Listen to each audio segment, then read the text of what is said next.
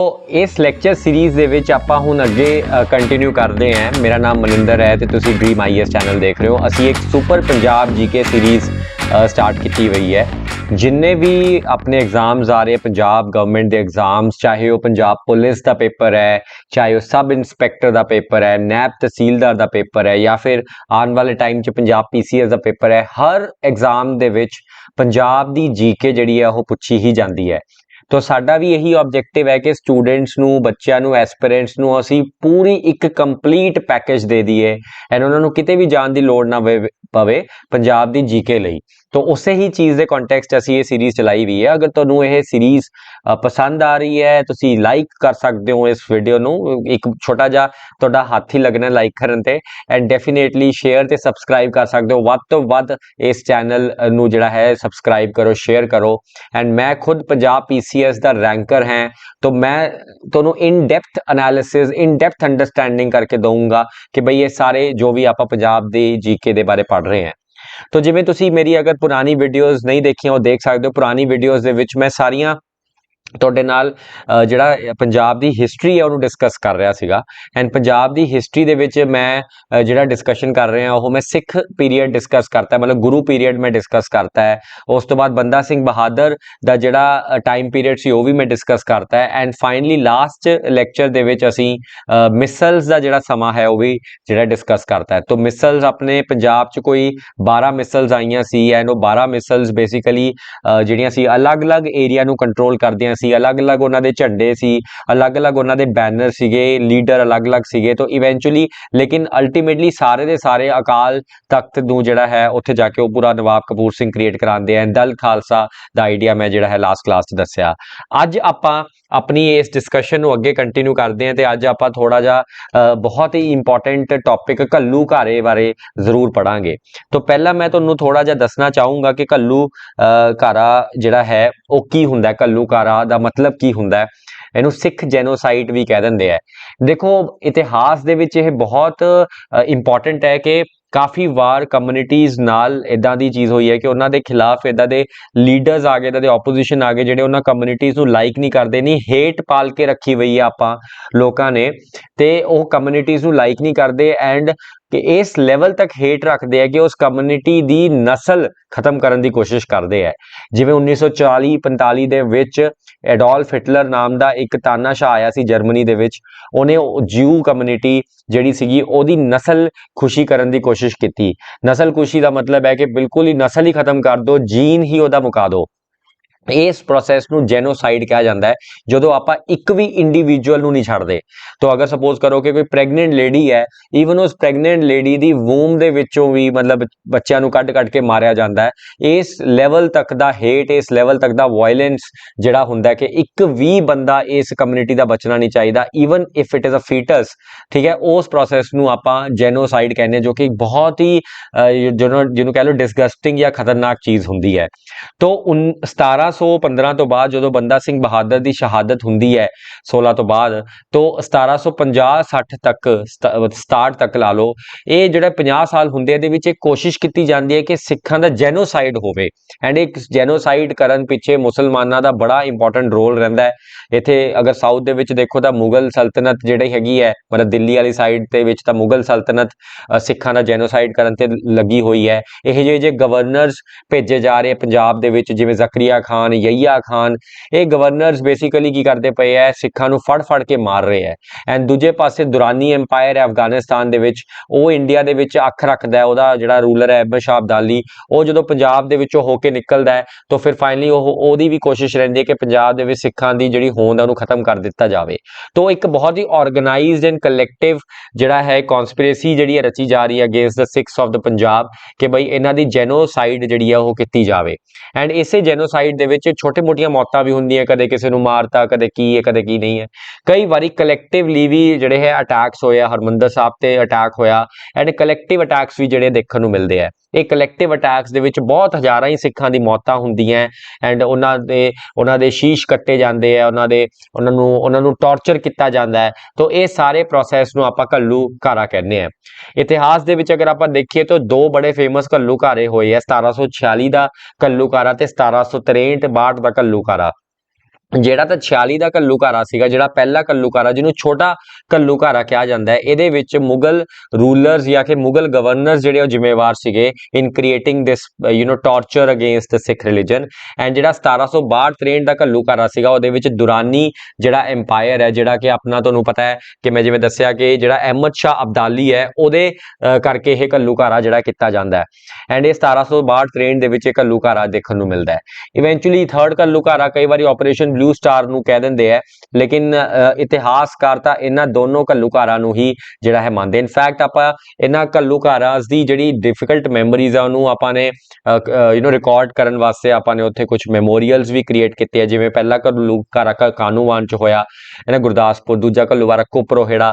ਤੋਂ ਆਪਾਂ ਨੇ ਉੱਥੇ ਕੁਝ ਮੈਮੋਰੀਅਲਸ ਵੀ ਕ੍ਰੀਏਟ ਕੀਤੇ ਤਾਂ ਕਿ ਆਪਾਂ ਇਦਾਂ ਦੀ ਡਿਫਿਕਲਟ ਬੈਡ ਤੇ ਅਨਫੋਰਚੂਨੇਟ ਇਤਿਹਾਸ ਨੂੰ ਭੁੱਲ ਨਾ ਜਾਈਏ ਐਂਡ ਕੋਸ਼ਿਸ਼ ਕਰੀਏ ਕਿ ਇੱਕ ਪੀਸਫੁਲ एनवायरमेंट, एक diversity the respect and Har community the respect ਆਪਾਂ ਆਪਣੇ ਦਿਲਾਂ ਦੇ ਵਿੱਚ ਜੋ ਹੈ ਜ਼ਰੂਰ ਲੈ ਕੇ ਆਈਏ। ਤੋਂ ਇਸ ਕੰਟੈਕਸਟ ਦੇ ਵਿੱਚ ਅੱਜ ਦਾ ਜਿਹੜਾ ਟੌਪਿਕ ਹੈ ਆਪਾਂ ਕਰਾਂਗੇ।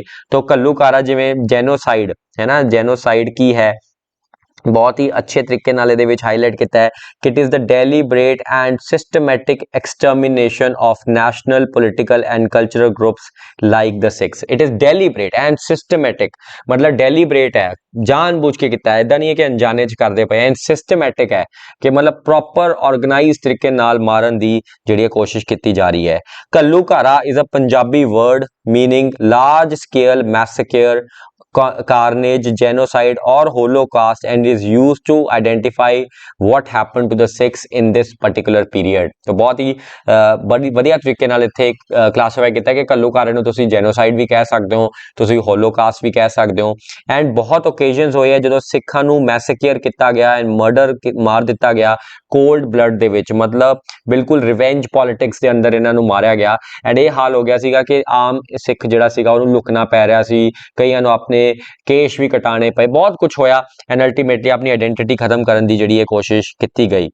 ਜੈਨੋਸਾਈਡਸ ਪਹਿਲਾਂ ਮੁਸਲਮਾਨਾਂ ਨੇ ਕੀਤਾ, ਫਿਰ ਅੰਗਰੇਜ਼ਾਂ ਨੇ ਕੀਤਾ ਐਂਡ ਕਈ ਵਾਰੀ ਹੁਣ ਕਹਿੰਦੇ ਆ ਫਾਈਨਲੀ ਦੂਜੇ ਰਜੀਮਸ ਕਰਦੀਆਂ ਹੈ। ਸਿੱਖਸ ਆਰ ਮੋਰਲੀ ਕਨਸੈਂਸ਼ੀਅਸ ਐਂਡ ਇਨਹੈਰੈਂਟਲੀ ਪੈਸੀਫਿਸਟ, ਮਤਲਬ ਅਗਰ ਆਪਾਂ ਸਿੱਖਾਂ ਦੇ ਇਨਹੈਰੈਂਟ ਕਲਚਰ, ਇਨਹੈਰੈਂਟ ਜਿਹੜੇ ਉਹਦੇ ਉਹਨੂੰ ਦੇਖੀਏ ਤਾਂ ਪੈਸੀਫਿਸਟ ਹੈ, ਮਤਲਬ they are peaceful people, peace loving people, love compassion. Guru Nanak Dev ji ਦੇ ਥਾਟਸ ਦੇ ਆਈਡੀਓਲੋਜੀਜ਼ ਦੇ ਇੰਪਲੀਮੈਂਟਰਸ ਹੈਗੇ ਆ। ਹਾਊਐਵਰ ਉਹਨਾਂ ਨੂੰ ਰਿਕੋਗਨਾਈਜ਼ ਕੀਤਾ ਗਿਆ ਕਿ ਇਹ religious and population social structure ਨੂੰ ਚੇਂਜ ਕਰਨ ਦੀ ਕੋਸ਼ਿਸ਼ ਕਰਦੇ ਜੋ ਬਾਕੀ ਕਮਿਊਨਿਟੀਜ਼ ਜਰ ਨਹੀਂ ਸਕਦੀਆਂ, ਜਿਹਦੇ ਕਰਕੇ ਇਹ ਸਾਰੇ ਜੈਨੋਸਾਈਡ ਕੀਤੇ ਗਏ। ਅਗਰ ਆਪਾਂ ਜੈਨੋਸਾਈਡਸ ਦਾ ਇਤਿਹਾਸ ਦੇਖੀਏ ਤਾਂ ਸਭ ਤੋਂ ਪਹਿਲਾਂ ਜਿਹੜਾ ਜੈਨੋਸਾਈਡ ਹੁੰਦਾ ਹੈ ਇਹ 1746 ਦੇ ਵਿੱਚ ਹੁੰਦਾ ਹੈ ਐਂਡ ਇਹਨੂੰ ਛੋਟਾ ਘੱਲੂਘਾਰਾ ਜਿਹੜਾ ਕਿਹਾ ਜਾਂਦਾ ਹੈ। ਐਂਡ ਇਹ ਬਹੁਤ ਜ਼ਰੂਰੀ ਹੈ, ਤੁਹਾਨੂੰ ਪਤਾ ਹੋਣਾ ਚਾਹੀਦਾ ਕਿ ਗੁਰਦਾਸਪੁਰ ਡਿਸਟ੍ਰਿਕਟ ਦੇ ਵਿੱਚ ਇੱਕ ਜਗ੍ਹਾ ਹੈਗੀ ਹੈ ਕਾਨੂੰਵਾਨ, ਉੱਥੇ ਇਹ ਪੂਰਾ ਦਾ ਪੂਰਾ ਜੈਨੋਸਾਈਡ ਜਿਹੜਾ ਹੈ ਕੀਤਾ ਜਾਂਦਾ ਹੈ, ਕਾਨੂੰਵਾਨ ਗੁਰਦਾਸਪੁਰ ਡਿਸਟ੍ਰਿਕਟ ਦੇ ਵਿੱਚ। ਤਾਂ ਉੱਥੇ ਪੂਰਾ ਦਾ ਪੂਰਾ ਇਹ ਜੈਨੋਸਾਈਡ ਜਿਹੜਾ ਹੁੰਦਾ ਹੈ। ਇਹ ਜੈਨੋਸਾਈਡ ਦਾ ਬੇਸਿਕ ਰੀਜ਼ਨ ਜਿਹੜਾ ਹੈ ਜ਼ਕਰੀਆ ਖਾਨ ਦਾ ਮੁੰਡਾ ਯਹੀਆ ਖਾਨ ਉਹ ਕਰਾਉਂਦਾ ਹੈ। ਐਂਡ ਇਹਦੇ ਵਿੱਚ ਆਲਮੋਸਟ ਦੇਖੋ 7000 ਸਿੱਖ, ਬਹੁਤ ਜ਼ਿਆਦਾ ਸਿੱਖ ਜਿਹੜੇ ਹੈਗੇ ਆ ਉਹਨਾਂ ਨੂੰ ਜਿਹੜਾ ਹੈ ਖਤਮ ਕਰ ਦਿੱਤਾ ਜਾਂਦਾ। ਆਲਮੋਸਟ 7000 ਸਿੱਖ ਜਿਹੜੇ ਹੈ ਉਹ ਖਤਮ ਕਰ ਦਿੱਤੇ ਜਾਂਦੇ ਆ ਐਂਡ 3000 ਨੂੰ ਕੈਪਚਰ ਕਰ ਲਿੱਤਾ ਜਾਂਦਾ ਹੈ। ਮੁਸਲਮਾਨਾਂ ਨੇ ਆਰਡਰ ਕੀਤਾ ਉਸ ਤੋਂ ਬਾਅਦ ਕਿ ਜਿੰਨੇ ਵੀ ਸਿੱਖ ਪਲੇਸ ਆਫ ਵਰਸ਼ਿਪਸ ਹੈ ਇਹਨਾਂ ਨੂੰ ਵੀ ਬਰਨ ਕਰ ਦਿੱਤਾ ਜਾਵੇ, ਹੋਲੀ ਸਕ੍ਰਿਪਚਰਸ ਨੂੰ ਬਰਨ ਕਰ ਦਿੱਤਾ ਜਾਵੇ ਐਂਡ ਇਹ ਅਟਰ ਕਰ ਦਿੱਤਾ ਜਾਵੇ ਕਿ ਕੋਈ ਵੀ ਸ਼ਬਦ ਗੁਰੂ ਅਗਰ ਕੋਈ ਵੀ ਵਰਡ ਬੋਲੂਗਾ ਉਹਨੂੰ ਮੌਤ ਦੀ ਸਜ਼ਾ ਦੇ ਦਿੱਤੀ ਜਾਵੇ। ਦੇਖੋ ਹਾਲ ਹੈ ਨਾ, ਇਸ ਲੈਵਲ ਤੱਕ ਦੀ ਬਾਰਬਰਤਾ ਵੀ ਆਪਾਂ ਜਿਹੜੀ ਹੈ ਦੇਖਣ ਨੂੰ ਮਿਲਦੀ ਹੈ। Even saying the word sugar which is good है ना could be mistaken sounding like guru which could be suppose ਤੁਸੀਂ ਉਸ ਟਾਈਮ ਤੇ ਅਗਰ ਸ਼ੂਗਰ ਮਤਲਬ ਖੰਡ ਜਾਂ ਗੁੜ ਮੰਗਦੇ ਹੋ ਤੇ ਤੁਸੀਂ ਗੁੜ ਕਹਿੰਦੇ ਹੋ ਤਾਂ ਅਗਰ ਕਿਸੇ ਮੁਸਲਮਾਨ ਦੇ ਸਪਾਈ ਨੇ ਤੁਹਾਨੂੰ ਸੁਣ ਲਿਆ ਕਿ ਬਈ ਇਹਨੇ ਗੁਰੂ ਕਹਤਾ ਹੈ ਤਾਂ ਗੁੜ ਵੀ ਕਹਿਣਾ ਮਨਾਹੀ ਹੋ ਗਿਆ ਸੀ। ਅਗਰ ਕੋਈ ਗੁੜ ਵੀ ਕਹਿੰਦਾ ਸੀ ਉਹਨੂੰ ਵੀ ਜਿਹੜੀ ਹੈ ਮੌਤ ਦੀ ਸਜ਼ਾ ਦੇ ਦਿੱਤੀ ਜਾਂਦੀ ਸੀ। ਇਸ ਲੈਵਲ ਦੀ ਬਾਰਬਰਤਾ ਜਿਹੜੀ ਹੈ ਉਹ ਦੇਖਣ ਨੂੰ ਮਿਲਦੀ ਹੈ ਇਹਨਾਂ ਟਾਈਮਸ ਦੇ ਵਿੱਚ। ਸੋ ਇਹ ਬਹੁਤ ਹੀ ਡੇਂਜਰਸ ਸਿਚੁਏਸ਼ਨ ਹੋ ਜਾਂਦੀ ਹੈ। ਵੱਡਾ ਘੱਲੂਘਾਰਾ ਜਿਹੜਾ ਹੈ ਉਹ 1762 ਚ ਹੋਇਆ ਐਂਡ ਇਹਦੇ ਪਿੱਛੇ ਰਿਸਪੌਂਸਿਬਲ ਜਿਹੜਾ ਰੀਜ਼ਨ ਹੈ ਉਹ ਮੁਗਲ ਨਹੀਂ ਸੀਗੇ। ਕਈਆਂ ਨੂੰ ਲੱਗਦਾ ਕਿ ਮੁਗਲ ਹੀ ਸਭ ਕੁਝ ਕਰਾਈ ਜਾਂਦੇ ਆ, ਨਹੀਂ, ਇੱਥੇ ਅਬਦਾਲੀ ਦਾ ਰਾਜ ਸੀਗਾ, ਦੁਰਾਨੀ ਐਮਪਾਇਰ ਹੁੰਦਾ ਸੀ ਅਫਗਾਨਿਸਤਾਨ ਦੇ ਵਿੱਚ, ਉਹਨਾਂ ਦਾ ਰਾਜਾ ਹੁੰਦਾ ਸੀ ਅਬਦਾਲੀ ਅਬਦਾਲੀ ਦੇਖੋ ਜਦੋਂ ਪਾਨੀਪਤ ਦੀ ਜੰਗ ਲੜ ਕੇ ਵਾਪਸ ਜਾ ਰਿਹਾ ਸੀਗਾ ਤਾਂ ਸਿੱਖਾਂ ਨੇ ਬਹੁਤ ਜ਼ਿਆਦਾ ਇੱਥੇ ਡਿਫੈਂਸ ਕ੍ਰੀਏਟ ਕੀਤਾ ਐਂਡ ਕੋਸ਼ਿਸ਼ ਕੀਤੀ ਕਿ ਜਿਹੜਾ ਅਬਦਾਲੀ ਹੈ ਉਹ ਨਾ ਕ੍ਰਾਸ ਕਰ ਸਕੇ ਐਂਡ ਉਹ ਸਾਰੀ ਚੀਜ਼ਾਂ ਦੇਖੀਆਂ। ਤਾਂ ਅਬਦਾਲੀ ਜਿਹੜਾ ਸੀਗਾ ਉਹਨੇ ਵੱਡਾ ਘੱਲੂਘਾਰਾ ਜਿਹੜਾ ਹੈ ਉਹਦੇ ਕਰਕੇ ਹੋਇਆ, ਵੱਡਾ ਘੱਲੂਘਾਰਾ ਅਬਦਾਲੀ ਦੇ ਕਰਕੇ ਹੋਇਆ। ਬਹੁਤ ਹੀ ਫੇਮਸ ਹੈਗਾ ਇਹ ਵੱਡਾ ਘੱਲੂਘਾਰਾ ਜੋ ਅਬਦਾਲੀ ਕਰਕੇ ਦੇਖਣ ਨੂੰ ਮਿਲਦਾ 1762 ਦੇ ਵਿੱਚ। ਇਹਨੂੰ ਗ੍ਰੇਟ ਹੋਲੋਕਾਸਟ ਕਹਿੰਦੇ ਆ। ਜਿਵੇਂ ਮੈਂ ਦੱਸਿਆ ਕਿ ਮੁਸਲਿਮ ਇਨਵੇਡਰ ਅਹਿਮਦ ਸ਼ਾਹ ਅਬਦਾਲੀ ਨੇ ਆਪਣੀ 6ਵੀਂ ਮੇਜਰ ਅਸੌਲਟ ਕੀਤੀ ਸੀ ਸਿੱਖਾਂ ਦੇ ਖਿਲਾਫ 1762 ਦੇ ਵਿੱਚ ਹੋਇਆ। ਐਕਚੁਅਲੀ ਇਹ ਸੀਗਾ ਕਿ ਅਬਦਾਲੀ ਦਾ ਮੁੰਡਾ ਜਿਹੜਾ ਸੀ ਉਹਨੂੰ ਬੈਟਲ ਆਫ ਅੰਮ੍ਰਿਤਸਰ ਦੇ ਵਿੱਚ ਹਰਾਤਾ ਸੀਗਾ, ਉਹਦਾ ਰਿਵੈਂਜ ਲੈਣਾ ਚਾਹੁੰਦਾ ਸੀਗਾ ਕਿ ਇਦਾਂ ਕਿਵੇਂ ਹੋ ਸਕਦਾ ਕਿ ਐਡਾ ਤਕੜਾ ਰਾਜਾ ਅਫਗਾਨਿਸਤਾਨ ਦਾ ਉਹਨੂੰ ਇੱਕ ਛੋਟੀ ਜੀ ਕਮਿਊਨਿਟੀ ਨੇ ਹਰਾ ਕੇ ਧਰਤਾ। ਤਾਂ ਇਹ ਰਿਵੈਂਜ ਜਦੋਂ ਲੈਂਦੇ ਆ ਤਾਂ ਕੋਲਡ ਬਲੱਡ ਦੇ ਵਿੱਚ ਬਹੁਤ ਜ਼ਿਆਦਾ ਮਤਲਬ ਮੌਤਾਂ ਹੁੰਦੀਆਂ। ਤਾਂ ਕੋਲਡ ਬਲੱਡ ਦੇ ਵਿੱਚ ਇਹ ਮੌਤਾਂ ਕੀਤੀਆਂ ਗਈਆਂ ਸੀਗੀਆਂ ਐਂਡ ਸ਼ਾਹ ਦਾ ਜਿਹੜਾ ਜਨਰਲ ਸੀਗਾ ਨੂਰ ਉਦੀਨ ਬੇਜ਼ਮੀ ਇਹ ਸਫਰ ਕਰ ਗਿਆ ਸੀ ਡਿਫੀਟ। ਕਿਉਂਕਿ ਸਿੱਖ ਮੈਂ ਤੁਹਾਨੂੰ ਦੱਸਿਆ ਸੀਗਾ ਜੱਸਾ ਸਿੰਘ ਆਲੂਵਾਲੀਆ ਜੋ ਕਿ ਤੁਹਾਨੂੰ ਪਤਾ ਹੈ ਕਿ ਦਲ ਖਾਲਸਾ ਦੇ ਪ੍ਰਤੀਨਿਧੀ ਸੀਗੇ, ਉਹਨਾਂ ਨੇ ਮਤਲਬ ਇਹਨੂੰ ਹਰਾਇਆ ਸੀਗਾ, ਇਹਦੇ ਜਨਰਲ ਨੂੰ ਹਰਾਇਆ ਸੀ। ਉਹਦਾ ਬਦਲਾ ਜਿਹੜਾ ਹੈ ਉਹ ਲੈਣਾ ਚਾਹੁੰਦਾ ਸੀਗਾ ਐਂਡ ਇਸ ਕਰਕੇ ਉਹ ਸਿੱਖ ਰੈਜ਼ਿਸਟੈਂਸ ਨੂੰ ਬਿਲਕੁਲ ਹੀ ਮਤਲਬ ਵਾਈਪ ਆਊਟ ਕਰ ਦੇਣਾ ਚਾਹੀਦਾ ਸੀਗਾ ਐਂਡ ਇਸ ਕਰਕੇ ਉਹਨੇ ਕੰਧਾਰ ਤੋਂ ਹੈ ਨਾ ਅਫਗਾਨਿਸਤਾਨ ਦੇ ਵਿੱਚ ਕੰਧਾਰ ਉੱਥੋਂ ਦੀ ਟਰੂਪਸ ਲੈ ਕੇ ਗਿਆ ਐਂਡ ਸਿੱਖਾਂ ਦੇ ਖਿਲਾਫ ਇਹਨੇ ਬਹੁਤ ਜ਼ਿਆਦਾ ਵੱਡਾ ਕੈਵਲਕੇਡ ਲੈ ਕੇ ਆਇਆ। ਇਹਨੇ ਮਲੇਰਕੋਟਲਾ ਦੇ ਵਿੱਚ ਪੂਰਾ ਸਿਸਟਮ ਬਣਿਆ, ਉੱਥੇ ਇੱਕ ਛੋਟਾ ਜਿਹਾ ਵਿਲੇਜ ਹੈ ਕੁੱਪ, ਉਸ ਕੁੱਪ ਦੇ ਵਿਲੇਜ ਦੇ ਵਿੱਚ ਮਲੇਰਕੋਟਲਾ 'ਚ ਬੜੇ ਸਿੱਖਾਂ ਨੂੰ ਜਿਹਦੇ ਵਿੱਚ ਨਿਹੱਥੇ ਵਿਚਾਰੀਆਂ ਔਰਤਾਂ ਵਿਚਾਰੇ ਬੱਚੇ ਹੈ ਨਾ ਐਂਡ ਨਿਹੱਥੇ ਸਿੱਖਾਂ ਨੂੰ ਇਹਨੇ ਮਤਲਬ ਵਾਈਪ ਆਊਟ ਕਰਨ ਦੀ ਕੋਸ਼ਿਸ਼ ਕੀਤੀ। ਬਹੁਤ ਹੀ ਬਲੱਡੀ ਬੈਟਲ ਹੋਈ। ਇਹ 1762 ਦਾ ਘੱਲੂਘਾਰਾ ਹੈਗਾ। ਆ ਦੇਖੋ ਇਨ ਦਾ अर्ਲੀ ਫਰਵਰੀ 3 ਤੋਂ 5 ਫਰਵਰੀ ਦੇ ਵਿੱਚ 1762 ਐਂਡ ਐਸਟੀਮੇਟਡ 10,000 ਤੋਂ 12,000 Singh and 20,000 Sikh women and children died.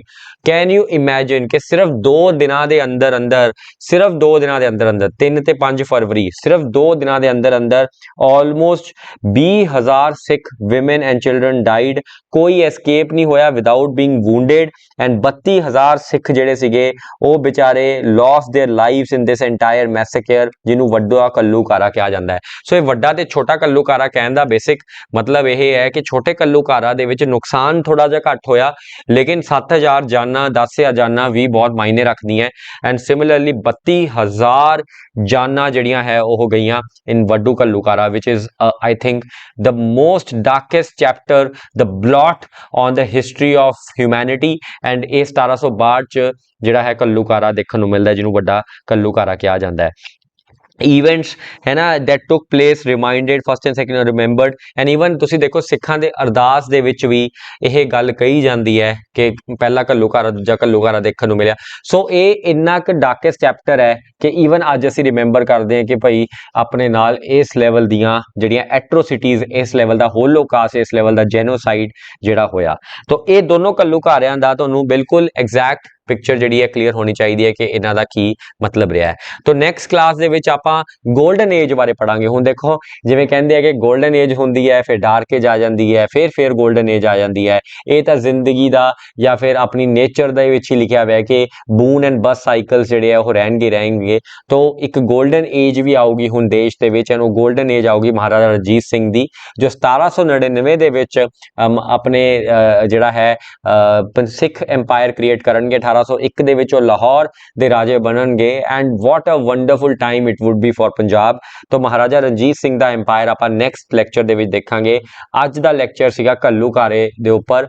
I hope ਤੁਹਾਨੂੰ ਇਹ ਲੈਕਚਰ ਸੀਰੀਜ਼ ਪਸੰਦ ਆ ਰਹੀ ਹੈ।